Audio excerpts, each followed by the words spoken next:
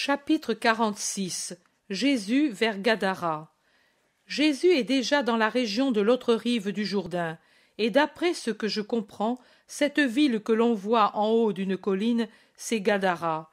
Et c'est aussi la première ville qu'ils touchent après leur débarquement sur la rive sud-orientale du lac de Galilée, parce que c'est là qu'ils ont débarqué, évitant de descendre à Hippo, où ils avaient été précédés par les barques qui transportaient des personnes hostiles à Jésus. Je pense qu'ils ont donc débarqué juste en face de Tariché, là où le Jourdain sort du lac. « Tu connais le chemin le plus court pour aller à Gadara, n'est-ce pas? Tu t'en souviens ?» demande Jésus. « Et comment? Quand nous serons aux sources chaudes au-dessus de Yarmok, nous n'aurons qu'à suivre la route. » Thomas demande. « Et les sources, où les trouves-tu? » « Oh, il suffit d'avoir du nez pour les trouver. On les sent 1 mille avant d'y être, » dit Pierre en fronçant le nez de dégoût. Judas Iscariote observe. « Je ne savais pas que tu avais des douleurs. »« Des douleurs, moi? Et quand donc? Eh, si tu connais si bien les sources chaudes au-dessus de Yarmok, tu as dû y aller. »« Je n'ai jamais eu besoin de sources, moi, pour me bien porter.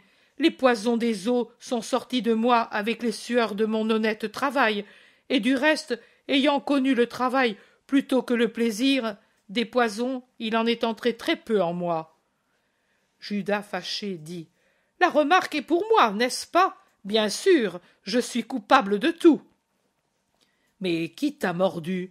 Tu questionnes? Moi, je te réponds, comme j'aurais répondu au maître ou à un compagnon. Et je crois que personne d'entre eux, pas même Matthieu, qui a été un jouisseur, ne se serait formalisé. »« Eh bien moi, je me formalise. »« Je ne te savais pas aussi susceptible, mais je te prie de m'excuser de l'insinuation que tu supposes. Pour l'amour du maître, tu sais, du maître qui est déjà si affligé par des étrangers et qui n'a pas besoin de l'être par nous autres, regarde-le, au lieu de courir après tes impressions, et tu verras qu'il a besoin de paix et d'amour. » Jésus ne parle pas, il se contente de regarder Pierre et il lui sourit avec reconnaissance. Judas ne répond pas à l'occasion de la juste observation de Pierre. Il est renfermé et fâché. Il veut se montrer poli, mais le dépit, la mauvaise humeur, la désillusion qu'il a dans le cœur transpirent de son regard, de sa voix, de son visage, et jusque de sa démarche pleine de volonté de puissance. Il fait claquer ses semelles, les frappe avec colère contre le sol, comme pour donner libre cours à tout ce qui bout en son intérieur. Mais il s'efforce de paraître calme et de se montrer poli, et il n'y réussit pas, mais il essaye. Il demande à Pierre. « Et alors, comment connais-tu cet endroit? Peut-être y es-tu allé pour ta femme? » ?»« Non, j'y suis passé quand au mois d'Étanim, nous sommes venus à Oranitide avec le maître. J'ai accompagné la mère et les femmes disciples jusqu'aux terres de Chouza, et ainsi, en venant de Bosra, je suis passé par ici, » répond Pierre sincèrement et prudemment. « Tu étais seul? » demande ironiquement Judas. « Pourquoi? Crois-tu que moi, je n'en vaille pas plusieurs quand il s'agit d'être à la hauteur et de faire un travail de confiance, et en plus de le faire par amour? Oh, quel orgueil! J'aurais voulu te voir. Tu aurais vu un homme sérieux qui accompagnait des femmes saintes. »« Mais est-ce que tu étais vraiment seul? » demande Judas qui se livre à une véritable enquête.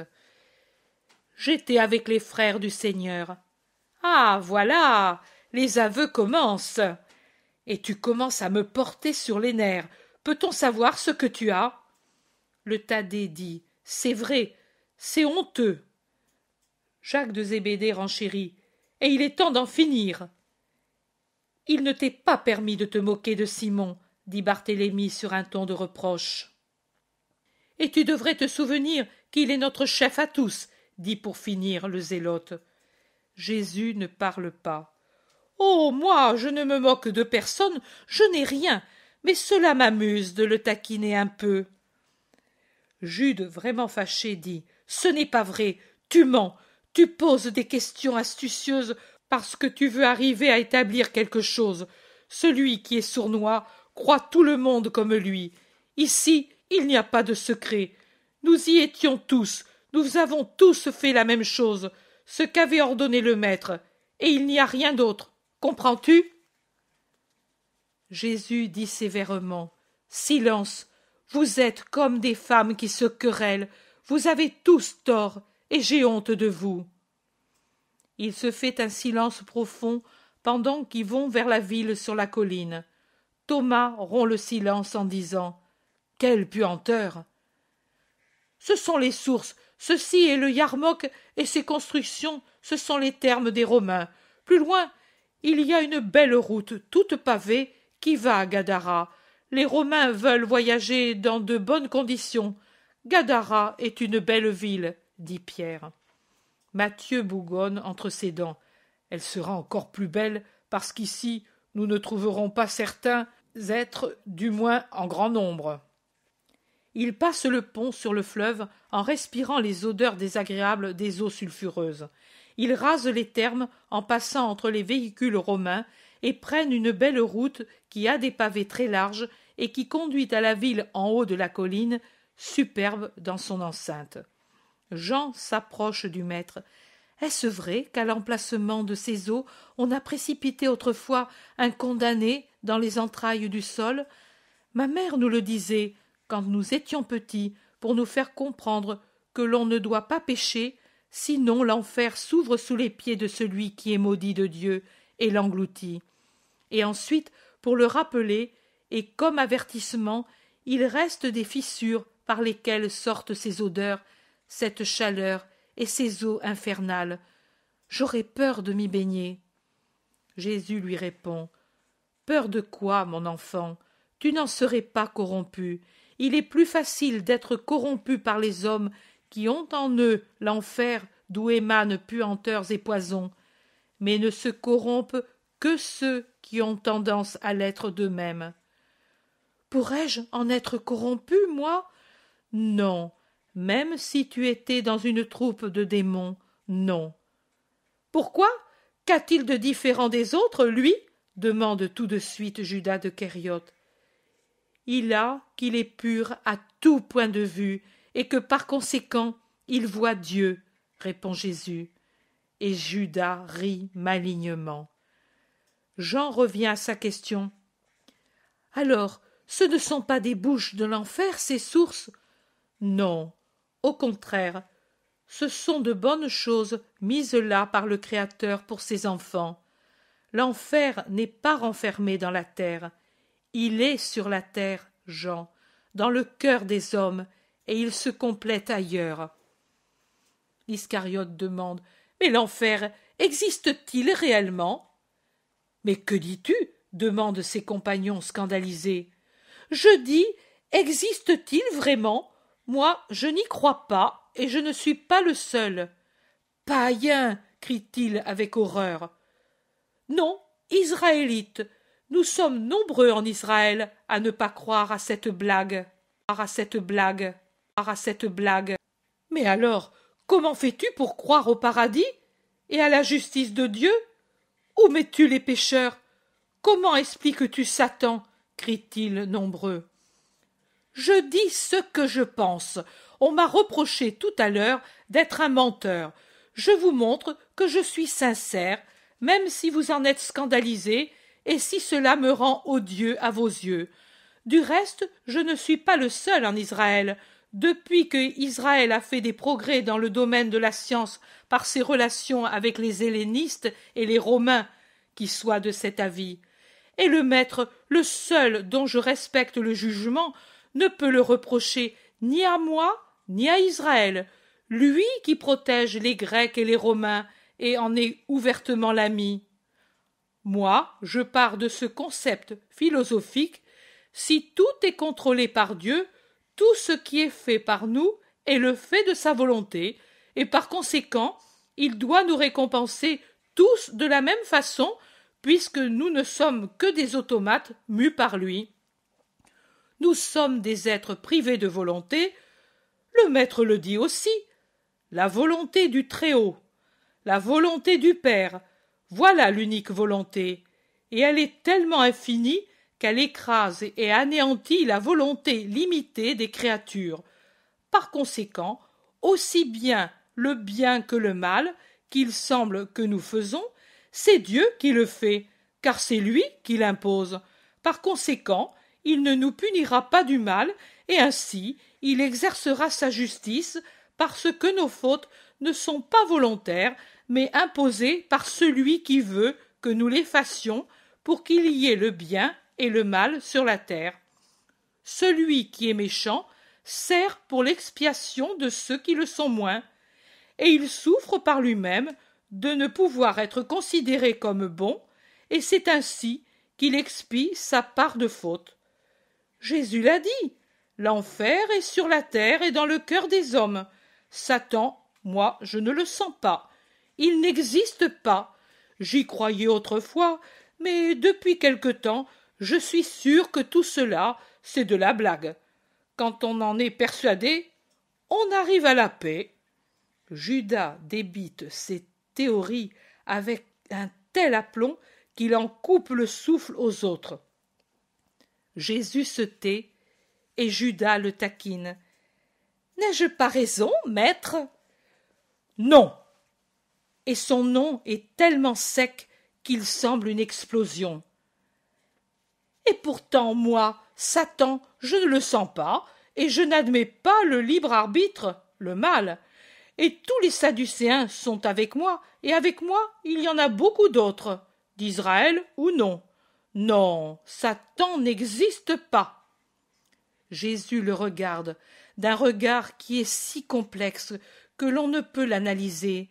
C'est le regard d'un juge, d'un médecin, de quelqu'un qui souffre, qui est stupéfait. C'est tout à la fois. Judas, désormais lancé, dit pour terminer « C'est sans doute que je suis meilleur que les autres, plus parfait, que j'ai surmonté la terreur des hommes pour Satan. » Et Jésus se tait. Et lui l'excite. « Mais parle! Pourquoi n'en ai-je pas la terreur ?» Jésus se tait. « Tu ne réponds pas, maître. Pourquoi?